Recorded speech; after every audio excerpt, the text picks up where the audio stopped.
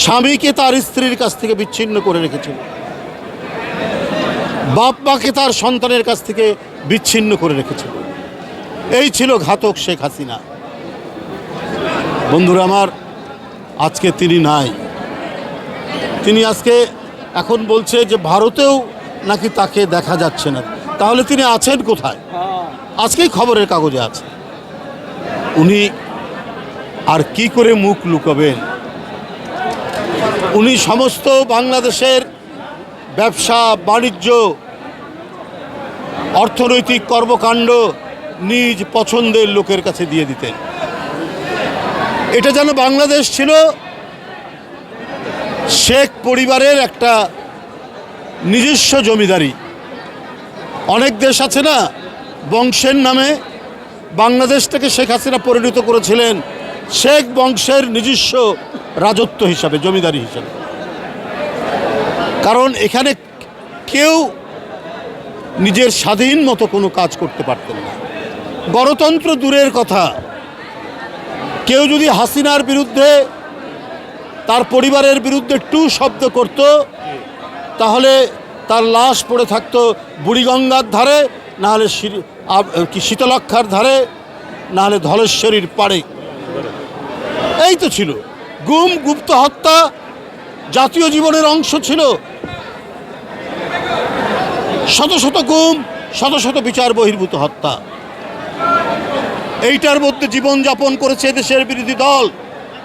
কেউ সত্যের জন্য, ন্যায়ের জন্য, আইনের শাসনের জন্য, গণতন্ত্রে মুক্তভাবে কথা বলার জন্য কথা বলতে গেলেই তার পরিণত হয়েছে হয় সে গুম হবে, না হলে বিচার বহির্ভূত হত্যার শিকার হবে, না হলে পুলিশি কাস্টডিতে তার অকথ্য নিপীড়ন নির্যাতনের শিকার হবে। এই তো ছিল পরিণতি। আপনারা দেখেছেন, আমি বলেছি শেখ পরিবারের রাজত্ব, শেখ হাসিনার শেখ পরিবারের রাজত্ব কিরকম একটা নমুনা আপনাকে দেই। এস আলম নামে একজন ব্যবসায়ী শেখ হাসিনার অত্যন্ত ঘনিষ্ঠ। তাকে বাংলাদেশের প্রায় অধিকাংশ ব্যাংক কেড়ে নিয়ে তাকে দেওয়া হতো, অনেক মিডিয়া কেড়ে নিয়ে তাকে দেওয়া হতো। কি ছিল সে? আজকে তো তার আমরা অনেক কিছু প্রমাণ পাচ্ছি কেন দিয়েছে।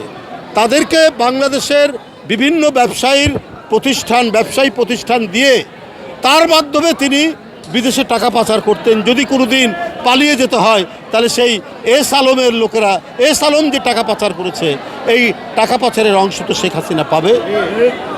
আজকে এস আলমের কাজের মেয়ের অ্যাকাউন্টে 1 কোটি টাকা, তার কাজের মেয়ের অ্যাকাউন্টে 1 কোটি টাকা, এবং কাজের মেয়ের স্বামীকে একটি ব্যাংকের সিনিয়র প্রিন্সিপাল অফিসার করা হয়েছিল। এই যে ঔদ্ধত্য, এই যে বেপরোয়া অবস্থা, কাজের মেয়ের স্বামী একটি ব্যাংকের সিনিয়র প্রিন্সিপাল অফিসার। একটা সিনিয়র প্রিন্সিপাল অফিসার হতে গেলে কতখানি শিক্ষিত হতে হয়, লেখাপড়া জানতে হয়, ইউনিভার্সিটির সবচাইতে মেধাবী ছাত্র হতে হয়। শেখ হাসিনার কাছে এগুলো কোনো পরোয়া করেনি। কারণ এস আলম তার অর্থনৈতিক নিরাপত্তা কার? শেখ হাসিনার। শেখ হাসিনা যদি কখনো বিদেশে চলে যায়, তাহলে তাকে পালবে কে, পুষবে কে? এই কারণে এস আলমের কাছে তিনি একের পর এক মিডিয়া দিয়েছেন, একের পর এক আপনার কি বলে যে ব্যাংক তুলে দিয়েছে। এইভাবে আরও কিছু ব্যবসায়ী প্রতিষ্ঠান আছে। আজকে আপনার কি বলে যে তাদের ব্যাগ থেকে, তাদের থলে থেকে একের পর এক বিড়াল বের হচ্ছে।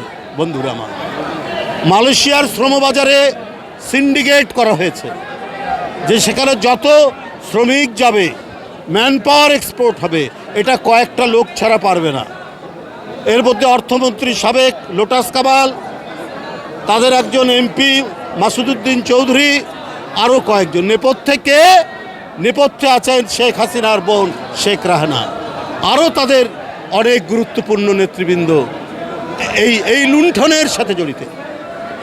দেশের মানুষের টাকা তো শেখ হাসিনার না, কিন্তু তিনি অবাধে লুট করে বিদেশে পাচার করেছেন।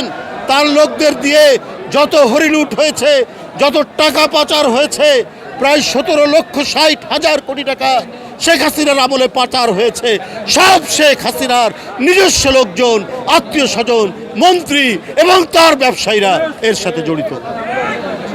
বন্ধুরা আমার, আমি অনেকে বলেন যে শেখ হাসিনা তাকে কি করা হবে, দেশে ফিরিয়ে আনার কথা বলেন, কেউ কিছুর কথা বলেন। হ্যাঁ, শেখ হাসিনার যে অন্যায় অবিচার করেছেন, যত গুম খুনের তিনি জননী, এই মহিলার বিচার দৃষ্টান্তমূলক হওয়া উচিত, যাতে আর কেউ কখনো কোনো রাজনৈতিক দল বা কেউ জনগণের উপর অত্যাচার করে ফ্যাসিবাদ কায়েম করতে না পারে, যেমন শেখ হাসিনা আওয়ামী ফ্যাসিবাদ কায়েম করেছে। তাই অন্তর্বর্তীকালীন সরকারের কাছে আমার একটাই অনুরোধ, এদের যে লোকজন, এদের যে বিভিন্ন সুবিধাবাগী পান্ডা সান্ডারা, আপনারা সবাইকে এখনো বিদায় করতে পারেননি। এখনো অনেক প্রশাসনিক কর্মকর্তা, অনেক সচিব, যারা শেখ হাসিনাকে সার্ভিস দিয়েছে অত্যন্ত নিষ্ঠার সাথে, তারা এখনো এই বর্তমান সময়েও নানাভাবে তারা কাজ করছে এবং নানা ধরনের বিভ্রান্তি তৈরি করার চেষ্টা করছে, নানা ধরনের নাশকতারও চেষ্টা করছে।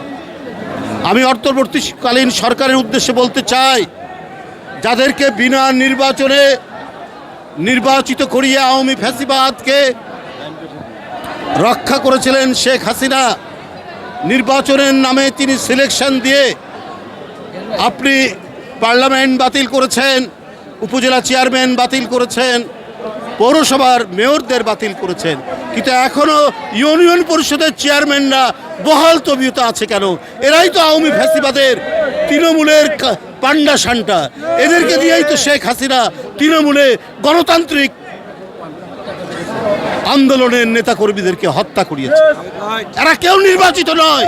শেখ হাসিনা যাদেরকে মনে করেছে তাদের নামে তিনি সিলেকশন দিয়েছেন, আর নির্বাচন কমিশনের মধ্যে দিয়ে তাদের নাম ঘোষণা করে নির্বাচনের প্রহসন করেছেন।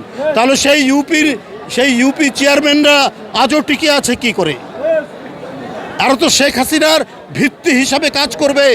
এরা তো শেখ হাসিনার সকল অপরাধ, সকল রক্তাক্ত কর্মকাণ্ড, এই আজকে যত কিশোর ছাত্রছাত্রীরা মারা গেছে, শুধু ঢাকাই তো নয়, গ্রামেগঞ্জেও তো মারা গেছে। এই যে বন্দুক দিয়ে গুলি করে এই কিশোর স্কুল কলেজের ছাত্রছাত্রীদেরকে মারা হয়েছে, এর মধ্যে তো এই ইউপির চেয়ারম্যানরাও দাঁড়িয়ে, এর মধ্যে তারাও তো সেই অংশগ্রহণ করেছে। পুলিশের ছত্রছায়ায় তারা গুলি করেছে আমাদের অনেক নেতৃবৃন্দকে। তারা এখনও কি করে ইউপির চেয়ারম্যান থাকতে পারে? আমি অবিলম্বে সারা বাংলাদেশের শেখ হাসিনার, আওয়ামী ফ্যাসিবাদের এই সমস্ত যারা তৃণমূলে ইউপিতে আওয়ামী ফ্যাসিবাদকে যারা টিকিয়ে রাখতে চায় বা রাখতে পারে, তাদেরকে অবিলম্বে বাতিল করার আমি আহ্বান জানাচ্ছি।